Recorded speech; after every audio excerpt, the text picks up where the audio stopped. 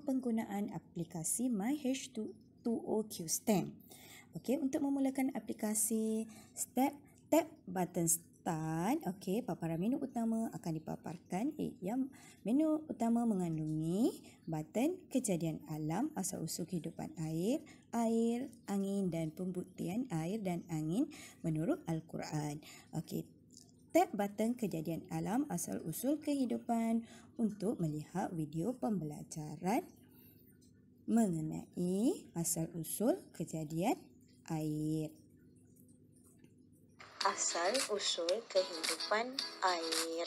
Okey, tap back untuk Air merupakan sumber penting untuk ke menu asal. Okey, tap button air untuk melihat konsep kejadian air secara saintifik, pembuktian air dan STEM menurut Al-Quran, eksperimen mudah serta tazkirah mengenai air. Okey, tap konsep air untuk melihat video pembelajaran mengenai proses pembentukan hujan. Okey, tap back untuk ke menu air laut. Untuk ke menu asal kejadian air. Okey, tap pembuktian air dan STEM menurut Al-Quran. Okey, paparan surah Al-Anbiya ayat 30 diperdengarkan. Okey, tap back untuk ke menu kejadian air untuk melihat. Okey, tap eksperimen mudah untuk melihat eksperimen mudah Hujan mengenai dalam gelas. Bahan-bahannya adalah gelas plastik, Eksperimen mudah mangkuk boleh plastik, dilakukan di rumah ampas dan air dengan berwarna menggunakan biru. bahan-bahan Cara yang membuatnya sedia ialah ada di rumah. bulatkan kapas dan Tap masukkan back. dalam mangkuk. Tap back untuk mendengar tazkirah mengenai air. Tap button tazkirah untuk melihat bicara tentang air dan angin dalam Al-Quran. Okey, seterusnya tap button home untuk melihat paparan menu seterusnya, iaitu kejadian alam, asal-usul kejadian alam mengenai angin.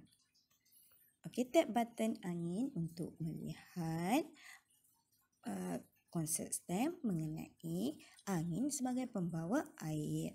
Okey, konsep angin secara saintifik, pembuktian angin dan STEM menurut Al-Quran, eksperimen mudah serta tazkirah dipaparkan. Tap konsep angin. Okey, video pembelajaran mengenai angin sebagai pembawa air dipaparkan. Seperti yang kita tahu, Okey, seterusnya tap back. Tap back untuk melihat pembuktian angin dan STEM menurut Al-Quran. Tap button pembuktian angin dan STEM menurut Al-Quran. Video paparan bacaan ayat Al-Quran surah Al-Hijr ayat 22 dipaparkan. Tap button back untuk melihat eksperimen mudah angin sebagai pembawa air. Tap eksperimen. Okey, video pembelajaran eksperimen mudah. Bahan-bahan yang digunakan adalah 2 botol air kosong, air dan penutup botol yang telah digabungkan. Okey, tap back. Okey, cara untuk mendengar tazkirah mengenai angin pembawa air. Tap tazkirah. Okey, paparan tazkirah bicara tentang angin menurut Al-Quran dipaparkan. Dan seterusnya, tap button back untuk ke menu angin dan hujan. Dan tap button home untuk ke menu utama. Sekian dulu perkongsian saya tentang manual penggunaan aplikasi ini. Sekian, terima kasih.